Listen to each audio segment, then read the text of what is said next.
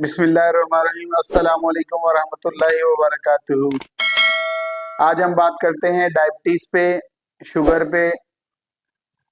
Sugar का level कितना होता है, नॉर्मल लेवल लेवल कितना होता है, खाना खाने से पहले कितना होता है, खाना खाने के बाद कितना होता है, शुगर कितने तरह की होती है और ये क्यों होती है और किस किस उम्र में होती है, किस वजह से होती है, सारी चीजें हम डिस्कस करते हैं।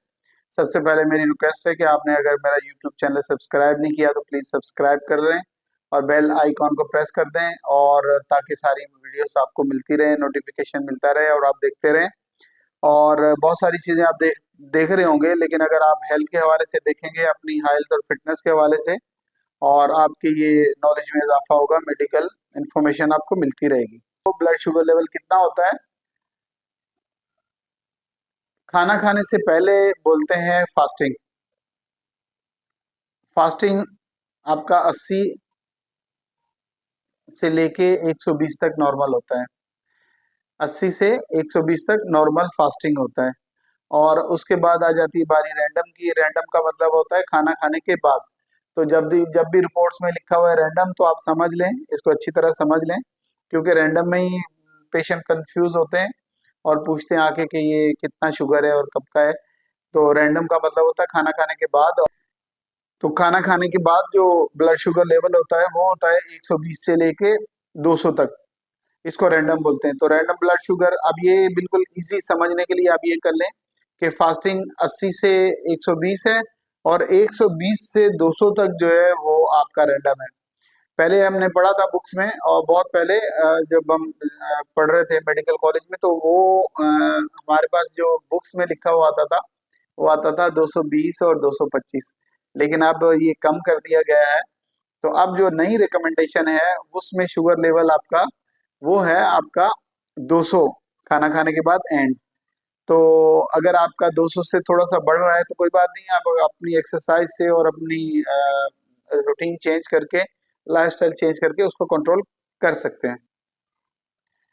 शुगर तो कई तरह के होता है, लेकिन शुगर हम जो डिस्कस कर लेते हैं वो शुगर, तीन शुगर्स हैं, उनको सबसे पहले डिस्कस कर लेते हैं। सबसे पहला होता है टाइप 1, फिर होता है टाइप 2, और फिर होता है आपका प्रेगनेंसी में शुगर हो जाता है। तो टाइप 1 होता है, ये पैदाइशी तौर पे होता है। टाइप 1 में आपका जो लबलबा है, पेनक्रियाज है, इसके अंदर बीटा सेल होता है जो कि सिक्रीट करता है, बनाता है उसको, इंसुलिन को, और वो आपकी खाने की नाली में इंसुलिन को सिक्रीट करता है। लेकिन अगर वो इंसुलिन बना ही नहीं रहा तो डेफिनेटली आपको जो शुगर है वो तो हाई हाई रहना है। तो ये बचपन में ही डायग्नोस हो जाता है, साइन एंड सिम्टम ऐसे आ जाते हैं, डॉक्टर्स डायग्नोस कर लेते हैं कि भाई इसको शुगर है, और इंसुलिन स्टार्ट हो जाती है, जो कि पैदाइशी तौर पे होता है, बचपन में होता है। तो वो इंसुलिन ही उसका हल है, क्योंकि वो 100% लबलबा काम नहीं कर रहा है या थोड़ा बहुत काम कर रहा है, इंसुलिन लाजमी उसको चाहिए ही चाहिए। इसको बोलते हैं टाइप 1 डायबिटीज। बिल्कुल अच्छी तरह समझ लें। टाइप 2 डायबिटीज क्या होती है? टाइप 2 डायबिटीज होती है जो कि आगे जाके जवानी के बाद आपको होती है या जवानी में होती है। पहले ऐसा होता था कि 30 साल के बाद टाइप 2 डायबिटीज डायग्नोस होती थी, लेकिन लाइफस्टाइल चेंज होने की वजह से, सारी मसनूई हम जिंदगी जो गुजार रहे हैं इसकी वजह से, फास्ट फूड, ये वो, वेट ज्यादा, तो इस सारी चीजों की वजह से क्या होता है, अब 30 साल से पहले डायग्नोस, 25 साल में, अर्ली एज में जो है वो डायग्नोस होने लग गई है टाइप 2 डायबिटीज, जो कि तबाहकुन है। और हम पाकिस्तान जो है इस वक्त डायबिटीज में दुनिया में नंबर 1 पे जा रहा है। टाइप 2 डायबिटीज में क्या होता है? टाइप 2 डायबिटीज में ये होता है कि हमारा जो लबलबा है वो इंसुलिन तो बना रहा है, लेकिन वो इतनी इंसुलिन नहीं बना रहा कि तमाम शुगर, जितनी भी शुगर है, ग्लूकोज है, वो हमारे टिश्यूज तक, सेल तक पहुंचे। तो वो वहीं पड़ी रहती है शुगर के खून के अंदर ही। तो उसके लिए, इसका मतलब है कि हमारा 50% बना रहा है, 50% नहीं बना रहा, तो उसके लिए फिर हमें दवाइयों का सहारा लेना पड़ता है, और उनको दवाइयाँ खानी पड़ती हैं, जिंदगी भर दवाइयाँ खानी पड़ती हैं। ऐसे भी टाइप 2 डायबिटीज हैं जिन्होंने अपना लाइफस्टाइल चेंज किया, कंट्रोल किया, दवाइयाँ खत्म हो गई और उनकी शुगर नॉर्मल है, नॉर्मल रहती है। अच्छा, वंस अगर आपको शुगर हो गई है और उसके बाद आपका कंट्रोल रख रहे हैं और डॉक्टर ने चेक किया और उसको तो पता नहीं, डॉक्टर को उसने चेक किया, तो उसने आपको बोल दिया आपको तो शुगर नहीं है, डेफिनेटली डॉक्टर बोलेगा आपको तो शुगर नहीं है, लेकिन आपको बताना है कि मुझे शुगर थी और मैंने कंट्रोल की हुई है, वरना वो आपकी दवाइयां रुकवा देगा कि नहीं आपको तो शुगर नहीं है। आप बताना है आपने कि इतने अरसे से शुगर थी, और एक दफा शुगर हो जाती है तो कंट्रोल होने से खत्म तो हो जाती है आपकी, बिल्कुल शुगर लेवल आपका नॉर्मल आता है, लेकिन इसका मतलब ये नहीं कि आप मीठा खाना शुरू कर दें और आपको दोबारा फिर प्रॉब्लम हो जाएगी। तो आप कंट्रोल करें, अपने लाइफ स्टाइल से, खाने पीने से कंट्रोल करें। नंबर थर्ड, थर्ड होता है प्रेगनेंसी के दौरान लोग बहुत परेशान होते हैं, फीमेल्स भी डेफिनेटली परेशान हो जाती है कि मुझे तो शुगर हो गई है, तो ये आप बिल्कुल नॉर्मल है।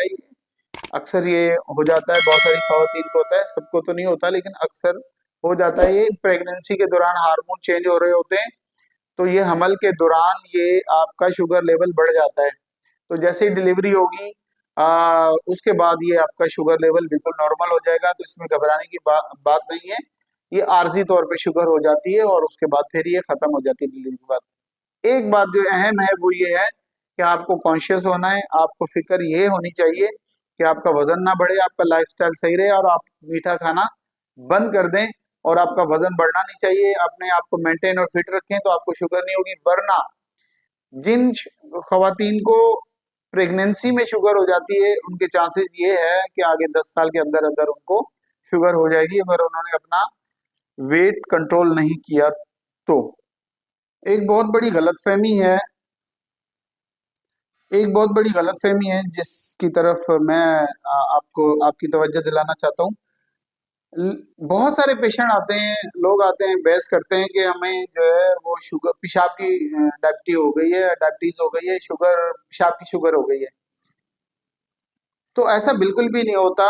जो हमारा लबलबा है ये इंसुलिन बनाता है, इंसुलिन बना के हमारे खून में शामिल करता है।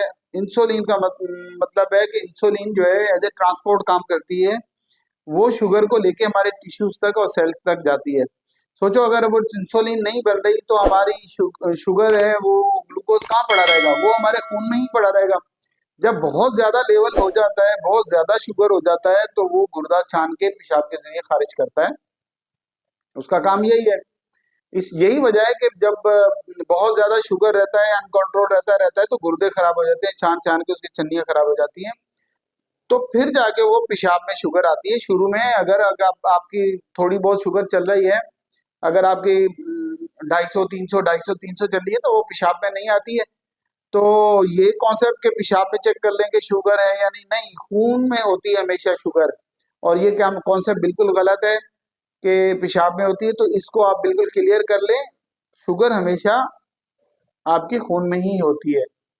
तो ये आप एजुकेट करें अपने, जो भी जिन लोगों को भी शुगर है और जो भी आपके पड़ोस में गिरदो नवा में, सबको बताएं कि भाई शुगर हमेशा खून की होती है, पेशाब में जब आती है कि जब बहुत ज्यादा आपका अनकंट्रोल होता है तब आती है। इसको, इस कॉन्सेप्ट को बिल्कुल क्लियर कर लें।